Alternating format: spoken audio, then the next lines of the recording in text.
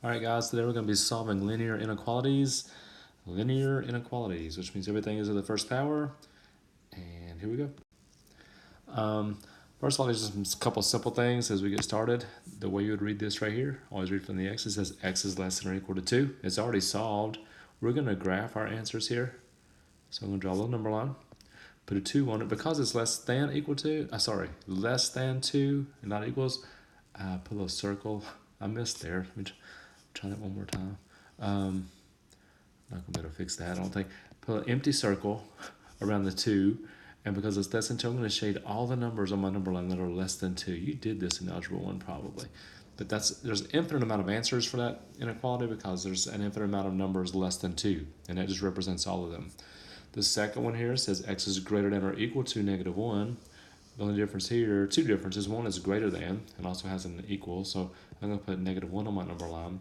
Put my circle around the -1, but this time I'm going to fill in the circle because it equals -1, and that's okay. So this time -1 is part of the solution, whereas the first one, the 2, was not. And because it's greater than, the numbers greater than -1 are to the right.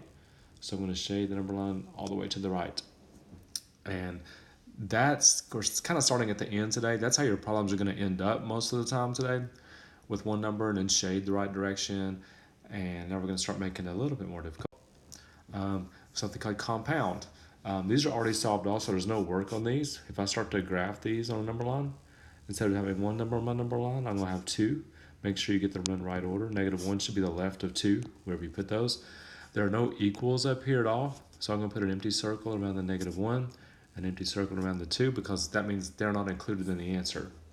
And because x is between -1 and 2, you're going to shade between -1 and 2. And that's all there is to it. Now the second one here, oh, and the way you read this, by the way, this is important. You would say x is greater than -1 and less than 2. That's how you read it. X is greater than -1 and less than 2. Obviously, the way you read this one is you would say x is less than -2 or x is greater than -1, which just means one of those has to be true. So I'm going to put my -2 here, my 1 here. Now just graph what it says. X is less than -2. So anytime you see an or, if you want to remember it this way, anytime you see an or, you're going to shade all the way to the arrow at the end. So x is less than -2 is that way. Greater than or equal to -1, I'm going to fill in my circle because it did have an equals, and I'm shading to the right because it's greater than -1.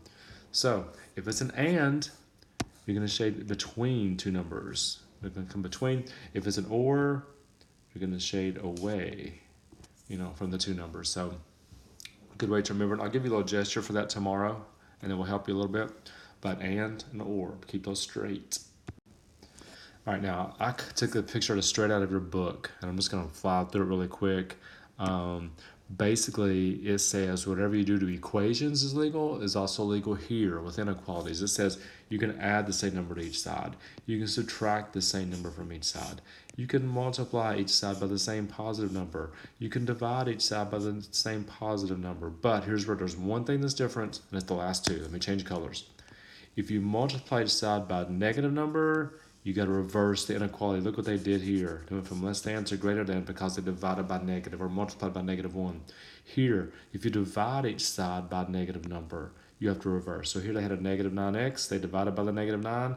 Look what happened. The greater than changed to less than. So as long as it's positive numbers, or if you're adding and subtracting, you just treat it just like it's an equation. However, the two changes are if you multiply or divide by a negative number, you have to reverse the inequality sign. Just got to flip it.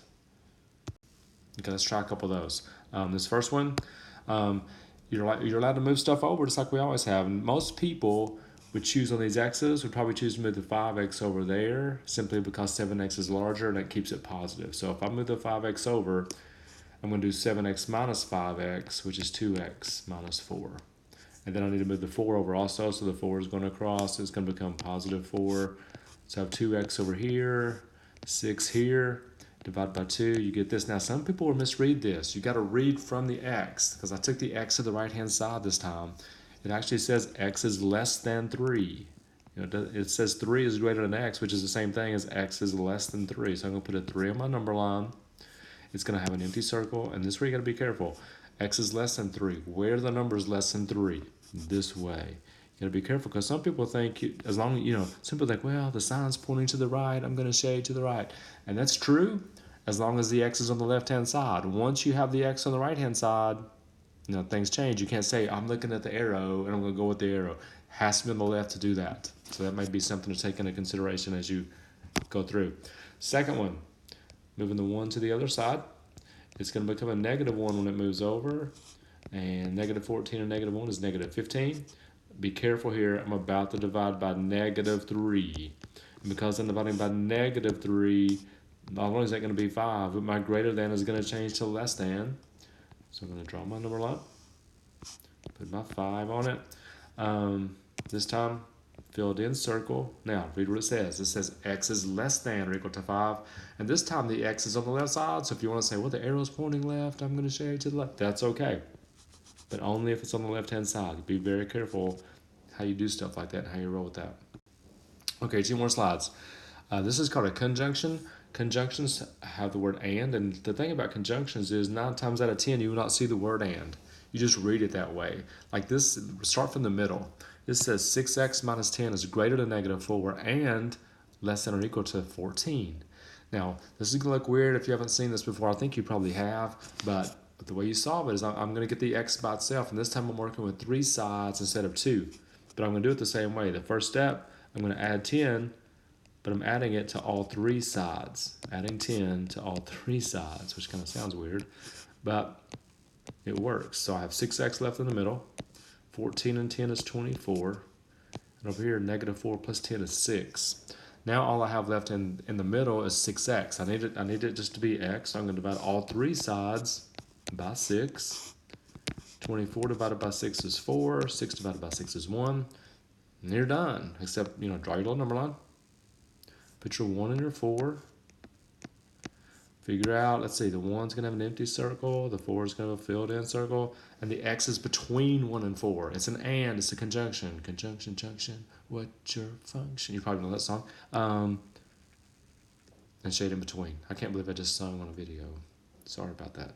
Probably should edit that out.